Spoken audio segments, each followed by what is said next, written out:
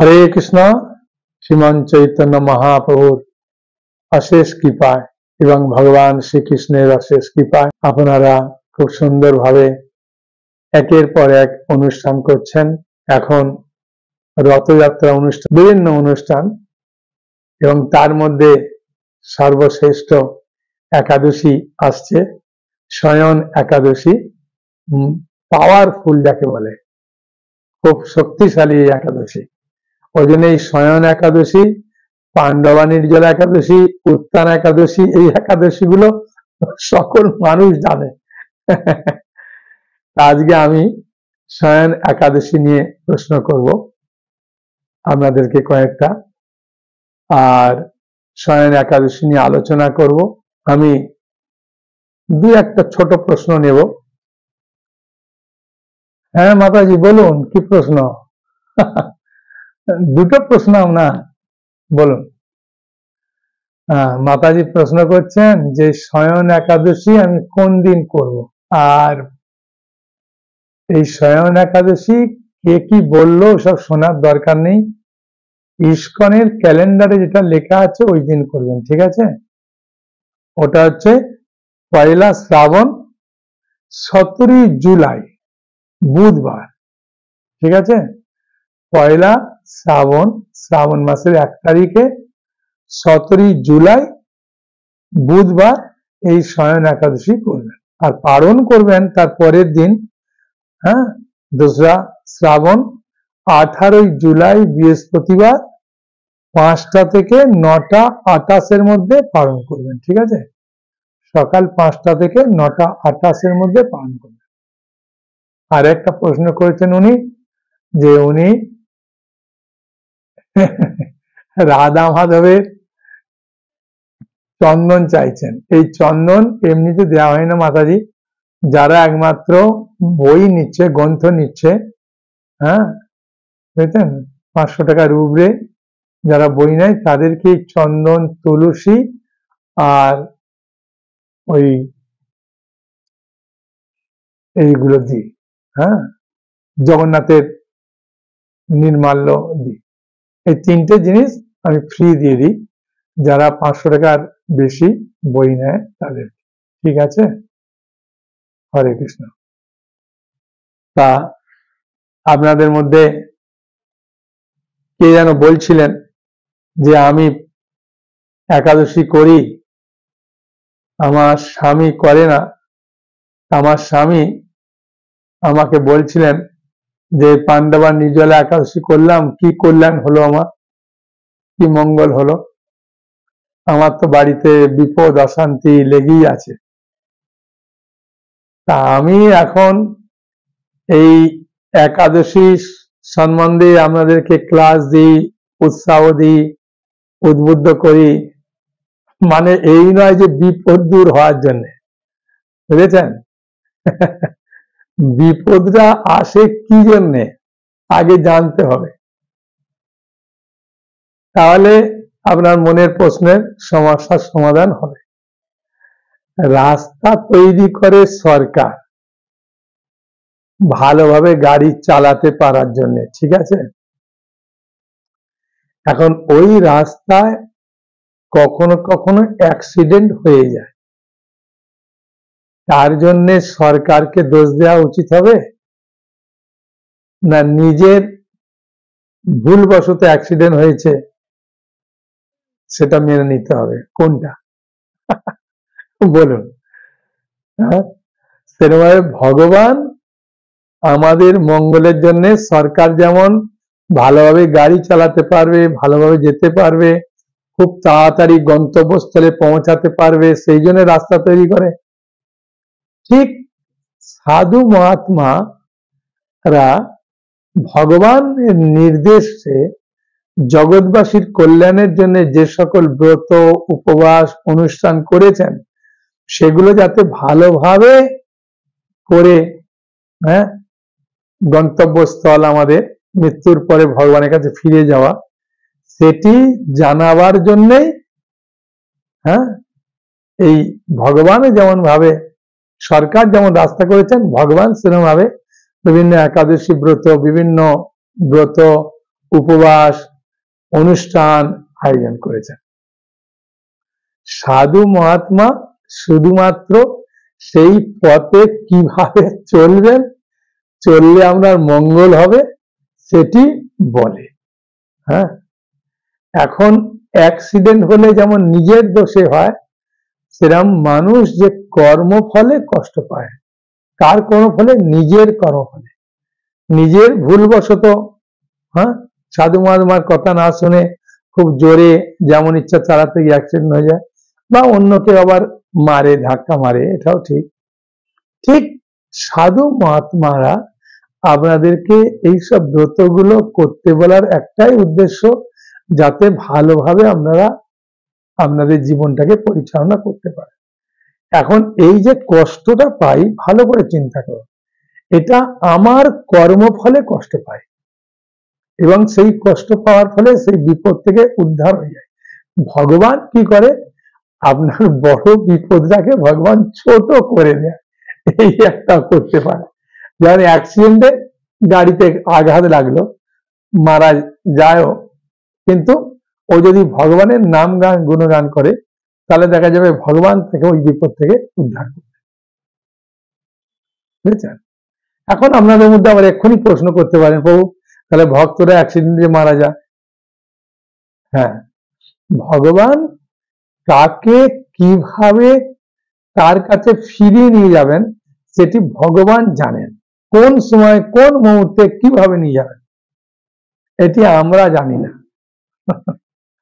ঠিক আছে, সেই জন্য ভগবানের উপরে দোষারোপ না করে আমাদের কাজ হচ্ছে সাধু গুরু বৈষ্ণব যেভাবে বলছেন ওইভাবে চলা। হ্যাঁ, ঠিক আছে।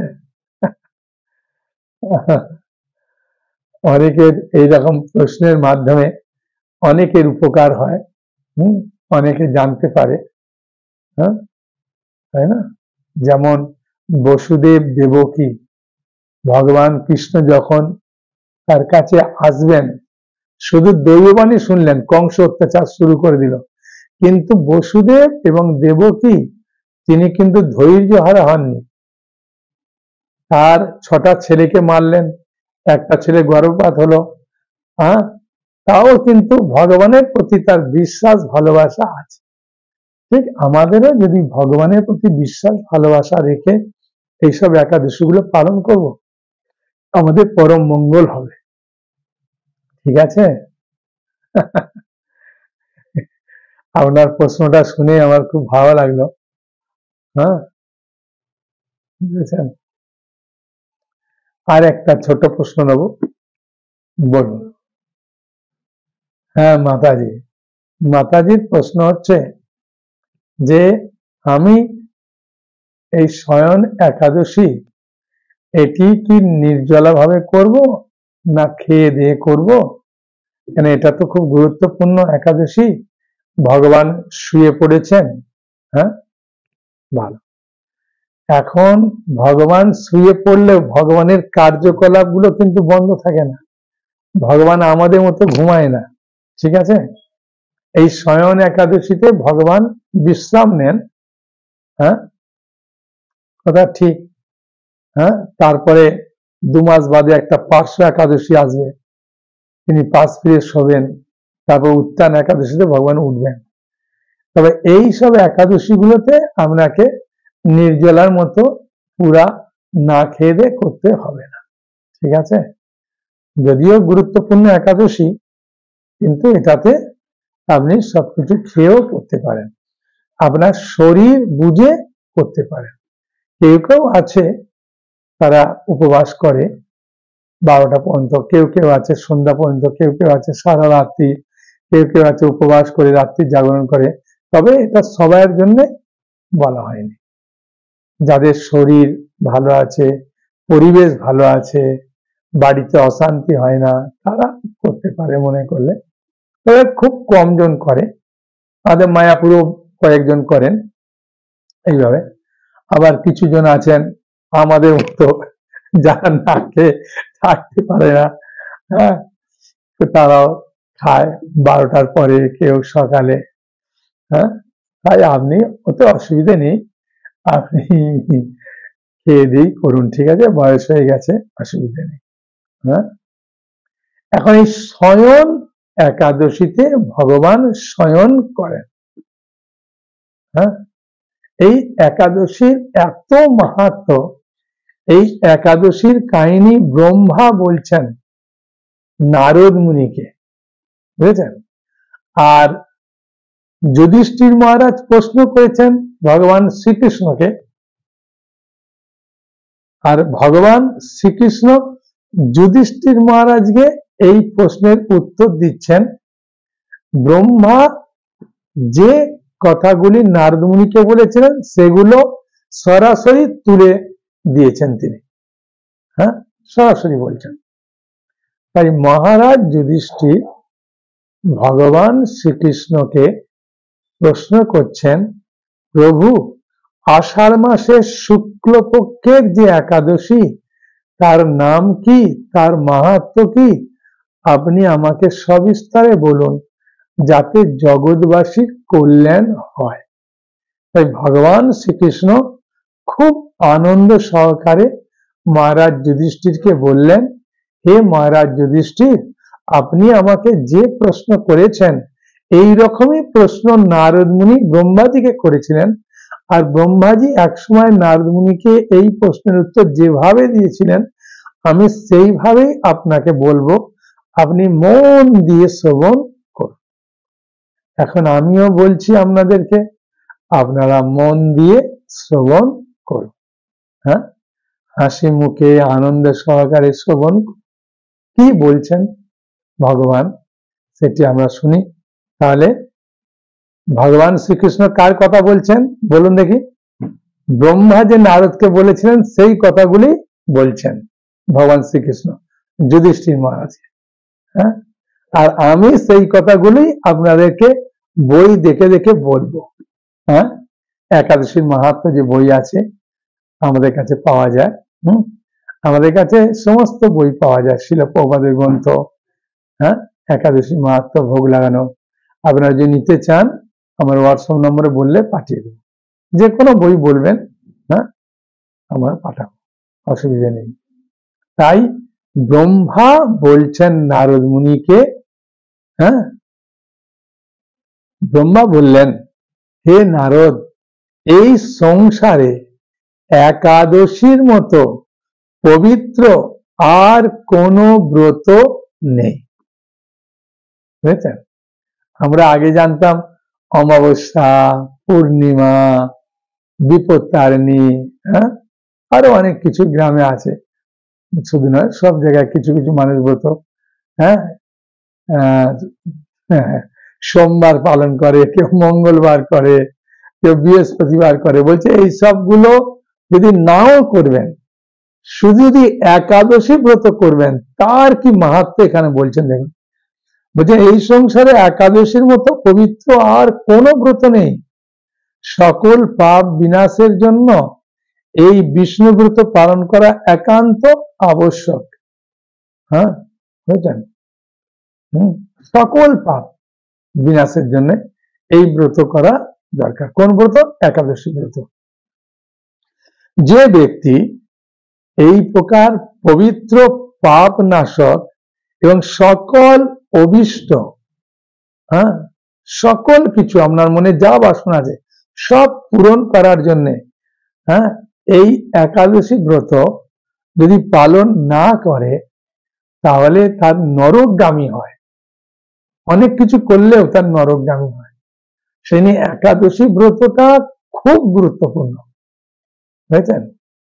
একাদশীর প্রসাদ খেয়ে, পেট ভরে খেয়ে, বাড়িতে অন্য সময় 3 বার খান, 5 বার খান, তাও অসুবিধে নেই। সব সময় খান, তাও অসুবিধে নেই। একটা বাচ্চা ছেলে বলছে, প্রভু আমি পকেটে করে, আমার মা বাদাম ভাজা করে দেয়, আমি পকেটে করে নিয়ে রাস্তায় রাস্তায় খাই, স্কুলে গেলে সবসময় খাই, তাই কোনো অসুবিধে নেই, তুমি বাদাম ভাজা খাও, অসুবিধা নেই। হ্যাঁ, খেয়ে করুন। তাই বলছেন যে এই একাদশী ব্রতটা আমাদের প্রত্যেকের সুন্দর করে পালন করা উচিত। আষাঢ়ের শুক্লপক্ষের এই একাদশী নাম হচ্ছে শয়নী নামে বিখ্যাত।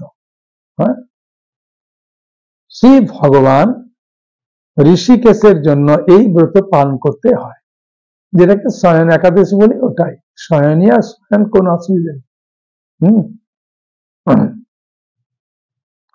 এই ব্রতের সম্বন্ধে এক মঙ্গলময় পৌরাণিক কাহিনী আছে, খুব সুন্দর কাহিনী। আমি এখন তা বলছি, শোনো। বহু বছর পূর্বে সূর্য বংশে মানদাতা নামে একজন রাজা রাজর্ষি ছিলেন। এটা নবম স্কন্ধে আরো ডিটেলস ভয় পাবেন। বুঝলেন? মানে সূর্য বংশ বলতে রামচন্দ্র ভগবান যে বংশে এসেছিলেন ওই বংশ হচ্ছে সূর্য বংশ, আর কৃষ্ণচন্দ্র ভগবান যে বংশে এসেছিলেন ওই বংশটা হচ্ছে চন্দ্র বংশ। হ্যাঁ, বুঝলেন? আমরা সূর্য চন্দ্র বংশ থেকে না এলেও কোন ঋষির বংশধর থেকে এসেছি বলে আমাদের গোত্রর নাম বলে না, সান্ডিল্য ঋষি, মধুকল্য ঋষি, হ্যাঁ, বুঝেছেন? বিভিন্ন রকম ভাবে ঋষিদের নাম বলেন। হ্যাঁ, ওই ঋষিদের বংশধর থেকে আমরা এসেছি, ওই জন্য আমাদের গোত্রটা ওই বংশে। তিনি ছিলেন সত্য প্রতিজ্ঞ। হ্যাঁ, মানে রাজার গুণাগুণ বলছেন। সত্য প্রতিজ্ঞ, প্রতাপশালী চক্রবর্তী রাজা। প্রজাদের তিনি নিজের সন্তানের মতো প্রতিপালন করতেন। সেই রাজ্যে কোন রকম দুঃখ, রোগ ব্যাধি, দুর্ভিক্ষ, আতঙ্ক, খাদ্য অভাব অথবা কোনো অন্যায় আচরণ ছিল না। সত্যযুগে এরকমই ছিল। এখন তো কলিযুগ, পাপে পূর্ণ, হ্যাঁ, ঝগড়া মারামারিতে পূর্ণ, হ্যাঁ, অশান্তিতে পূর্ণ। এইভাবে বহুদিন অতিবাহিত হলো। হ্যাঁ, রাজা মান্দাতা রাজ্যটা খুব সুন্দরভাবে বহুদিন ধরে এইভাবে চলছে। কিন্তু একসময় হঠাৎ দৈব দুর্বিপাকে ক্রমাগত 3 বছর এই রাজ্যে কোনো বৃষ্টি হয়নি। দুর্ভিক্ষের ফলে সেখানে দেবতাদের উদ্দেশ্যে দান মন্ত্রে সাহা, সদা ইত্যাদি শব্দের মাধ্যমে যে যজ্ঞ হয় সেই যজ্ঞ বন্ধ হয়ে গেল। কারণ গাভী মায়ের কাছ থেকে তো দুধ আসে, সেই দুধ থেকে তো আমরা ঘি তৈরি করতে পারি, কিন্তু যজ্ঞে তো ঘি লাগবে। হ্যাঁ, আর বৃষ্টি না হলে ঘাস হয় না, আর ঘাস না হলে গাভী মা মানে প্রতিপালন করা খুব কষ্ট হয়ে যায়। হ্যাঁ, সেই জন্য যজ্ঞটাও বন্ধ হয়ে গেল, বেদ পাঠও ক্রমশ বন্ধ হয়ে গেল। তাহলে এখান থেকে একটা শিক্ষা, আমাদের সংসার সবকিছু ভালো চলে, হঠাৎ একটা কোনো বিপদ চলে আসে, আসার পরে একটা অশান্তি হয়ে যায়, তাই না? এখানে সেই রকম ভাবে রাজার খুব সুন্দরভাবে চলছে, হঠাৎ ভাবে দুর্ভিক্ষ এসে অশান্তি হয়ে গেল। হ্যাঁ, এখন কি করব? আমাদের যদি এরকম ভাবে অশান্তি আসে, ধৈর্য সহকারে সাধু মহাত্মার কাছে জানতে হয়। এখানে রাজা সেটি করবেন, শুনুন মন দিয়ে, খুব ভালো। তখন প্রজারা রাজার কাছে এসে বলতে লাগলো, মহারাজ দয়া করে আমাদের কথা শুনুন। শাস্ত্রে জলকে নারো বলে, বুঝেছেন? জলকে শাস্ত্রে নারো বলে। হ্যাঁ, আর সেই জলে ভগবান অয়ন মানে নিবাস করে, বাস করে। হ্যাঁ, এখানে বলছে, আমি বলছি না, আর এটা শাস্ত্রের কথা, সত্যি কথা, এই মিথ্যা কথা নয়। মনে করবেন যে মিথ্যা, না, শাস্ত্রে কখনো কখনো মিথ্যা উচ্চারণ হয় না, যা হয় একদম সত্য হয়। এইটা আমাদের বিশ্বাস রাখতে হবে। বিশ্বাসে মেলায় বস্তু তর্কে বহুদূর। হ্যাঁ, তাই ভগবানের একটা নাম নারায়ণ, এটা তো আমরা সবাই জানি। তাহলে নারো মানে জল, অয়ন মানে বাস করে, ভগবান জলের শয়ন করে থাকে না, নারায়ণ। হ্যাঁ, নিবাস করে, তার নাম একটা। মেঘরূপে ভগবান সর্বত্র বাড়ি বর্ষণ করেন, সেই বৃষ্টি থেকে অন্ন হয় এবং অন্ন খেয়ে প্রজাগণ জীবন ধারণ করেন। এবার এখন সেই অন্নের অভাবে প্রজারা ক্ষয়প্রাপ্ত হচ্ছে, সেই অন্নের অভাবে প্রজারা ক্ষয়প্রাপ্ত হচ্ছে। অতএব হে মহারাজ, আপনি এমন কোন উপায় অবলম্বন করুন যাতে আপনার রাজ্যে শান্তি ও কল্যাণ সাধন হয়। হুম, বাড়িতে কিছু অসুবিধা হলে কাকে বলবে? বাবা মাকে বলবে না? সেরকম প্রজারা রাজাকে বললেন। তা রাজা ভালোর জন্য কি করছেন দেখুন, ঠিক বাবা মা বাড়ির শান্তির জন্য কি করা উচিত সেটাও আমি বলবো, ভালো করে শোনো। রাজা মানদাতা বললেন, তোমরা ঠিকই বলেছ, অন্ন থেকে প্রজার উদ্ভব হয়, অন্ন থেকেই প্রজারা, অন্ন থেকে প্রজার উদ্ভব মানে অন্নর ফলেই তো প্রজারা বেঁচে থাকে না, সেই জন্য বলছেন। সেই জন্য অন্ন থেকে প্রজার উদ্ভব, অন্ন থেকেই প্রজার পালন, তাই অন্নের অভাবে প্রজারা বিনষ্ট হয়। স্বাভাবিক, খাওয়া না পেলে কি করবে? আবার রাজার দোষেও রাজ্য নষ্ট হয়, দুটো, রাজার দোষেও রাজ্য নষ্ট হয়, আর অন্যভাবে নষ্ট হয়। যেমন আমাদের একটা বাড়ির ওখানে প্রবাদ ছিল, গৃহিণীর দোষে গৃহ নষ্ট, গৃহিণীর দোষে গৃহ নষ্ট। বাড়িতে যদি মা ভালো হয় তাহলে বাড়িটা দেখবেন অভাব হলেও খুব সুন্দরভাবে গড়ে ওঠে। আর প্রচুর টাকা কড়ি থাকলেও যদি বাড়ির মা যদি খারাপ হয়ে যায়, তার সন্তান সন্ততি স্বামী সব কিছু একদম অশান্তিতে ভরে যায়। কথাটা ঠিক কিনা আপনারা বিচার করুন, বুঝতে পারবেন, আমি বলছি না। আমি নিজের বুদ্ধিতে আমার নিজের কোনো দোষ খুঁজে পাচ্ছি না। রাজা বলছে, আমি নিজে কোনো, রাজার দোষে রাজ্য নষ্ট হয় ঠিকই, কিন্তু আমি নিজে কোনো দোষ দেখতে পাচ্ছি না যে আমি কোনো অন্যায় করছি। তবু প্রজাদের কল্যাণের জন্য আমি আপ্রাণ চেষ্টা করব, কি করলে ভালো হয়। এটা বাড়িতে, প্রতিটা বাড়িরই বাবা মা একসঙ্গে বসে আলোচনা করা দরকার যে আমাদের সংসারে আরো কিভাবে কল্যাণ হবে। আলোচনা করলে ভালো। তারপর রাজা ব্রহ্মাকে প্রণাম করে সৈন্য সহ বনে গমন করলেন, সেখানে প্রধান প্রধান ঋষিদের আশ্রমে ভ্রমণ করলেন। এভাবে একদিন তিনি ব্রহ্মার পুত্র মহা তেজস্বী অঙ্গিরা ঋষির সাক্ষাৎ লাভ করলেন। একদিন মহা ঋষি অঙ্গিরা তার সাক্ষাৎ লাভ করলেন, সে ব্রহ্মার পুত্র। এখন দর্শন মাত্রই রাজা মহা আনন্দে ঋষির চরণে প্রণাম করলেন। মানে সাধু মহাত্মাদের প্রণাম করা উচিত। মুনিবর তাকে আশীর্বাদ করে এক কুশল প্রশ্ন জিজ্ঞাসা করলেন। রাজা তখন তার বনে আগমনের কারণ সবিস্তার ঋষির কাছে বললেন। রাজা সবিস্তারে কেন এসেছেন এই বনেতে, জঙ্গলে, অরণ্যে, সেটা খুলে বললেন রাজা। বুঝলেন? এরকম ভাবে অনেকে মহাত্মা সাধুদের কাছে মনের কথা বললে অনেক উত্তর পাওয়া যায়। বুঝেছেন? এটা বাস্তব সত্য। একজন মাতাজি ওর বাড়ির কল্যাণের জন্য উনি বলছেন যে আমি বাড়ির উন্নতির জন্য কিছু গ্রন্থ পড়তে চাই, কিন্তু আমি গরিব মানুষ। সে আমি তাকে বললাম যে ঠিক আছে, আপনি একটা 600 টাকার একটা খুব ভালো সেট আছে, পারমার্থিক কল্যাণের জন্য যে যে বইগুলো লাগে ওই বইগুলো আমরা দিই। আপনি নিয়ে, আর মাতাজি নিয়ে পড়েছেন, গীতাটা পড়ছেন, একাদশী করছেন, কিভাবে কীর্তন করবেন, সব এইসব বইগুলো দিয়েছে। এত আনন্দ পেয়েছেন, সে মাতাজি বলছেন প্রভু আমার বাড়ির সম্পূর্ণ পরিবর্তন হয়ে গেছে অশান্তি থেকে। সেই জন্য সাধু মহাত্মার কথা শোনা দরকার। সেই জন্য আমাদের কাছ থেকে আমি দেখেছি অনেকে ভাগবত চৈতন্য এসব নিয়ে অনেক কল্যাণ হয়েছে। বুঝলেন? কিভাবে নেবেন আপনার বাড়িতে, সেটা কিভাবে পড়বেন, সেগুলো আমরা ফোনে, আপনার হোয়াটসঅ্যাপ করলে বা ফোনের মাধ্যমে বলে দিই।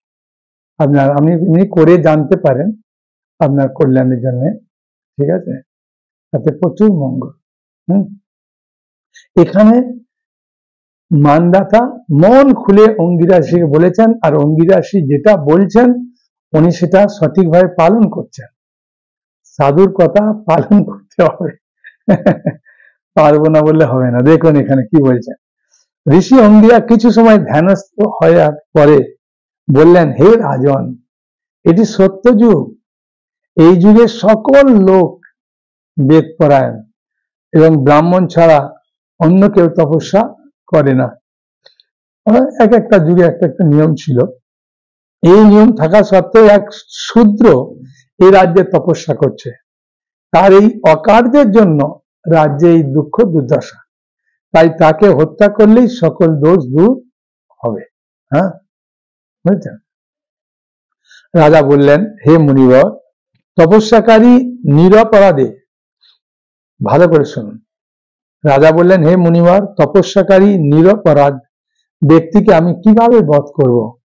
আমার পক্ষে সহজসাধ্য অন্য কোনো উপায় থাকলে আপনি দয়া করে তা আমাকে বলুন।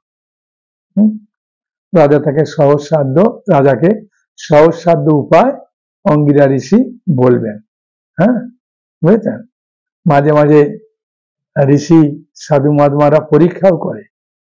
হ্যাঁ, সেই পরীক্ষা বিভিন্ন রকম প্রশ্ন করে, বিভিন্ন রকম বলেন যেটা করতে হবে, এটা করতে, অনেকে ফেল করে যায়। সেরকম রাজা পাশ করে গেলেন। হ্যাঁ, পাশ করে পড়লেন। তদুত্তরে মহর্ষি অঙ্গিরা বললেন যে আমি আর একটা উপায় বলছি, শোনো। আষাঢ় মাসে শুক্লপক্ষের শয়নী প্রসিদ্ধ একাদশী ব্রত পালন করুন। এই ব্রতের প্রভাবে নিশ্চয়ই রাজ্যে বৃষ্টি হবে। এই একাদশী সর্বসিদ্ধি ধাত্রী, দেখতেছেন? এই একাদশী সর্বসিদ্ধি দাত্রী এবং সর্ব উপদ্রব নাশকারিণী। হে রাজন, প্রজা ও পরিবার বর্গ সহ আপনি এই ব্রত পালন বুঝেছেন? এই কথাটা বললেই অনেকের মনে খুব ভয় আসে যে প্রভু সপরিবারে করতে বলছেন, বাড়িতে সবাই একসঙ্গে করে না, কি করি? হ্যাঁ, এই সমস্যাটা অনেক বাড়িতে হচ্ছে। সেই জন্য মন খারাপের দরকার নেই। যে কজন করছে বলে যতটা মায়ের গায়ে মাথায় হাত বুলিয়ে করাবেন ততটা ভালো, জোর করার দরকার নেই। হ্যাঁ, আপনি করছেন, আপনি করুন, অসুবিধা নেই। মুনিবরের কথা শুনে রাজা নিজের প্রাসাদে ফিরে এলেন। আষাঢ় মাস উপস্থিত হলে রাজ্যের সকল প্রজা রাজার সাথে এই একাদশী ব্রত অনুষ্ঠান করলেন। কারণ রাজ্যটা তো শুধু রাজার নয়, প্রজাদের নিয়ে, সেই সকলেই করেছে। হ্যাঁ, বুঝেছেন? আমি একজন মাতাজিকে বলছিলাম, আপনার স্বামীকে বলবেন আদর করে, দেখো সংসারটা তো শুধু আমার নয়, তোমাকে নিয়ে, ছেলে মেয়েকে নিয়ে সংসার। সেই জন্য একটা একাদশী তো কমসে কম সবাই মিলে করি। হ্যাঁ, করেছিল। ভালো করে বললে সবাই শোনে। হ্যাঁ, একটু হাসি মুখে ভালো করে। তাই এই একাদশী ব্রতের অনুষ্ঠান করলেন রাজা প্রজা সবাই মিলে। ব্রত প্রভাবে প্রচুর বৃষ্টিপাত হলো। কিছুকালের মধ্যেই অন্নের অভাব দূর হয়ে গেল। ভগবান ঋষিকেশের কৃপায় প্রজাগণ সুখী হলো। এই কারণে সুখ ও মুক্তি প্রদানকারী এই উত্তম ব্রত পালন সকলের অবশ্যই কর্তব্য।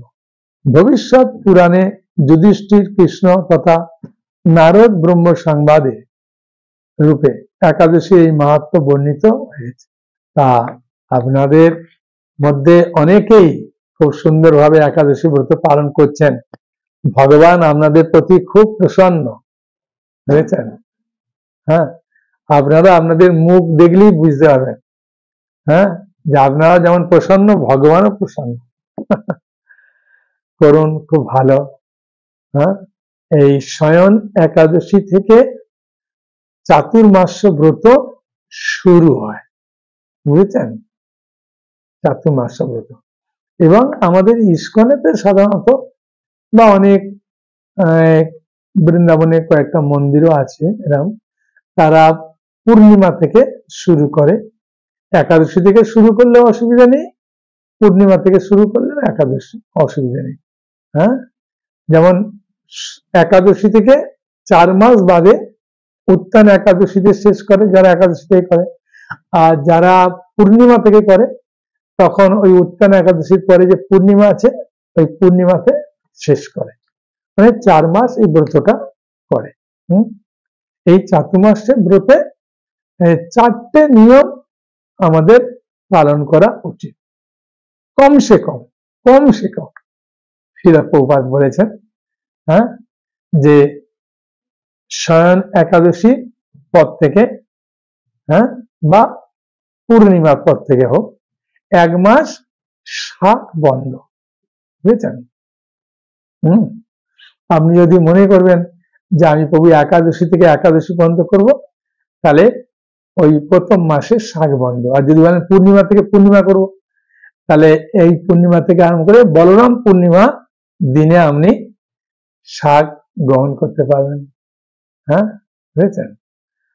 1 মাস শাক বন্ধ, হ্যাঁ, আবার এই পূর্ণিমাতে আমরা গ্রহণ করতে পারবেন, কোনো অবস্থা নেই, 1 মাস বাদে।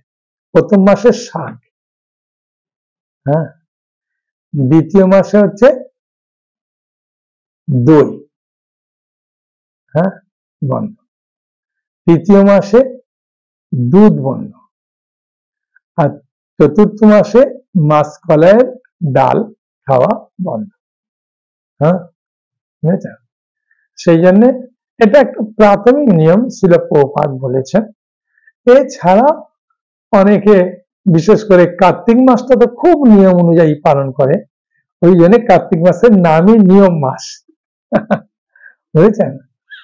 আর কি খাবেন কি খাবেন না, এটি যেহেতু এই একাদশী ক্লাসটা সকলে শোনে, সেই জন্য যারা যারা শুনছেন তাদের কাছে, যাদের কাছাকাছি ভক্তরা আছে, যাদের কাছ থেকে আপনি গাইড নেন, হ্যাঁ, তাদেরকে জিজ্ঞাসা করবেন, তারা আপনাদেরকে সুন্দরভাবে বলবেন, ঠিক আছে? কমসে কম এই 4টে নিয়ম পালন করতে হয়, হ্যাঁ। আর এই চাতুর্মাসেতে গ্রন্থ পড়াটা আর হরিনাম করাটা, এটাকে খুব গুরুত্ব দিয়েছে, বুঝেছেন? গীতা, ভাগবত, চৈতন্য চরিতামৃত, কৃষ্ণলীলা, যে কোনো গ্রন্থ ধারাবাহিকভাবে পড়লে খুব মঙ্গল, হ্যাঁ। এই 4 মাসে অনেক ভক্ত বলেন যে প্রভু আমি গীতা পড়ে শেষ করেছি, বা কৃষ্ণলীলা, কেউ কেউ বলছেন প্রভু আমি ভাগবতের শুধু অনুবাদ গুলো পড়ে, হ্যাঁ, শেষ করেছি, কেউ চৈতন্য চরিতামৃত পড়ে, হ্যাঁ। আর হরিনামটা এই চাতুর্মাসেতে খুব খুব গুরুত্বপূর্ণ, হ্যাঁ। যত আচার্যরা সব এই চাতুর্মাস করেছেন, চৈতন্য মহাপ্রভু তিনি নিজে করেছেন, ভগবান রামচন্দ্র পর্যন্ত করেছেন, বুঝেছেন? সেই জন্য মনে করবেন যে এই চাতুর্মাস ওটা কি শুধু সাধুদের জন্য, না না, ভগবান নিজে করেছেন, সাধুরা সকলের জন্য, করলে খুব মঙ্গল, হ্যাঁ। ঠিক আছে, আপনাদের মনে তো অনেকের অনেক রকম প্রশ্ন আছে, হ্যাঁ, তা বলুন প্রভু কি প্রশ্ন? প্রভু প্রশ্ন করছেন যে আমি তো এই চাতুর্মাস নিরামিষ খাবো, কিন্তু আমার বাড়িতে সবাই পালন করতে চায় না, খুব জোর করে কার্তিক মাসটা পালন করে। এটা অনেক বাড়িতেই হয়, শুধু আপনার বাড়িতে নয়, হ্যাঁ। কলি যুগে তো, হ্যাঁ, করানো খুবই কষ্ট, গায়ে মাথায় হাত বুলিয়ে বুলিয়ে যতটা পারা যায় করালে ভালো, হ্যাঁ, বুঝেছেন? আর আপনি করছেন, করুন, হ্যাঁ, যতটা ওদেরকে বলবেন 2 মাস করলে ভালো, হ্যাঁ, বিভিন্ন মাস বলবেন, হ্যাঁ, যদি শিবের ভক্ত হয় বলবেন শ্রাবণ মাস, হ্যাঁ, শিবের খুব প্রিয়, হ্যাঁ, এই মাসটা করো। তারপরে এরকম আস্তে আস্তে বলতে হবে, আর কি, উপায় নাই, হ্যাঁ, বুঝেছেন? ঠিক আছে, বলুন।